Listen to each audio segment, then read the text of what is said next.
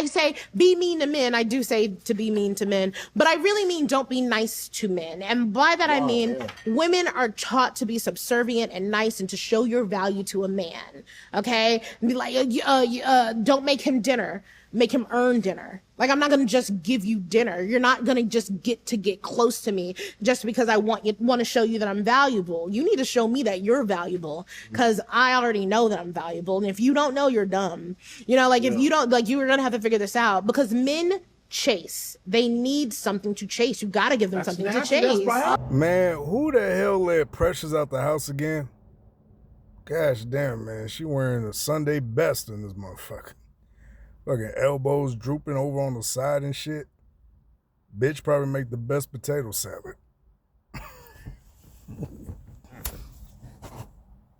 Oh my goodness, man. This woman fatter than me talking like that. Gosh damn, man. And before you start talking shit, that's actually Precious. That's the woman who played Precious from the movie Precious. Gosh damn, man.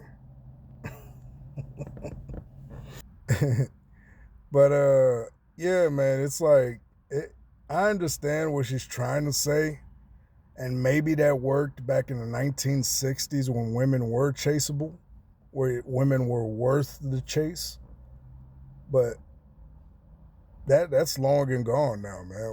Women are men now. We're not trying to, we're not trying to chase other men, probably in the 1960s, but yeah, it's not, that time's gone and past now. You know, you can't find a woman like your grandmama. You can't find a woman like your great-grandmama. That time is over with. And so, you know, I understand what she's trying to say, but it's like, you know, halfway okay message, wrong messenger. And so, yeah, man, it's like, and you know, it's just so crazy. You know, she got all the success and now she's talking like, you know, like she's talking like she's the shit. And I'm like, dog, if your ass was a 9-to-5 motherfucker working at Kroger's, I promise you would not be living the life you're living now. I promise that. And you know, she married a agent. And she married, I guess I don't know if it's her agent or a agent, but she married this one white fellow and had kids with him, got married, everything's living a great life. But I'm like, let's keep it real. If you was a 9-to-5 motherfucker, your ass will still be back in Kroger's stocking shelves. They wouldn't even have you at the cash register. Gosh, damn, that elbow's going crazy. This is what we call a felbow. You know when the elbow hooks over on the elbow? That's what we call a felbow. Because the fat is just overhooking the elbow. We call it a felbow. Gosh, damn. And I ain't gonna lie, yeah, like I'm gonna keep that opinion to myself. But she's living the life. You know what I mean? She's talking from a place of success. She's looking at it from eyes of success. You know, she's been, you know, hitting on net. Got nominated for an Oscar. I can't remember if she won or not. You know, it was a critically acclaimed actress, I think. And, you know, got married and had the kids, you know, is worth millions of dollars. So, yeah, I understand where she's coming from. She's coming from a place of success. But unfortunately, you know, she's not coming from a place of reality. Because in reality, none of that shit happens to you. And I'm not hating. I'm just keeping it real. I'm just trying to see where she's coming from before I go in on her. Because, yeah, that shit doesn't happen to a 9-to-5 motherfucker at Kroger's. And so, yeah, just keeping it real. You know, she talks like, oh, man, love chasing this and doing this. I'm like, baby, listen, you got lucky. You got lucky, and hey, let's just keep it at that. And so, you know, I understand what she's saying, but women, especially here in America, are not worth even playing that chase game. And honestly, men shouldn't be chasing women anymore anyways.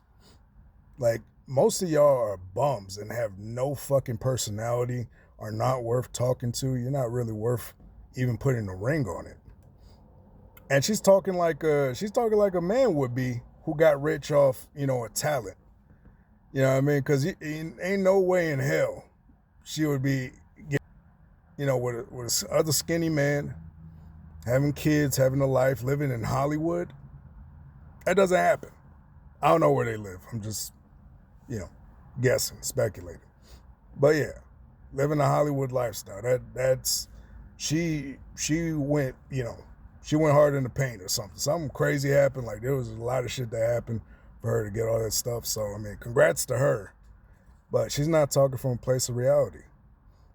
And if she was looking like me, like let's keep it real. If you guys see me walking around with Megan Good or Sydney Sweeney, the first thing that's gonna come to mind is, oh, this fat motherfucker. What the fuck is this fat motherfucker doing with a woman like that? And then you're like, oh wait, duh, he's rich. And that's what I see when I look at this. And this is where all that attitude and everything she's talking about is coming from. And I'm low key disappointed at Godfrey. I haven't seen the interview, so I'm just seeing off the clip. I'm taking it at face value. Now, if there's something else, like if he does call her out on a bullshit in the interview, then I'll eat my words. But I'm betting that he probably did it. You know what I mean? Like he's like, oh, that's precious. I'm gonna let her talk. And I rock with Godfrey. Godfrey's a funny dude, but I'm like, come on, dog. You know damn well. You know damn well.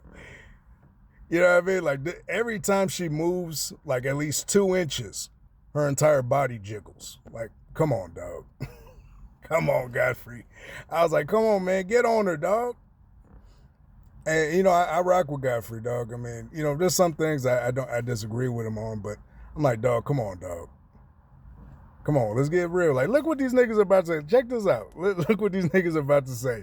And they gotta act like they don't know the real answer or what they have to pretend like they don't know just to agree with this chick. And I'm like, come on, dog. Come on, Brody.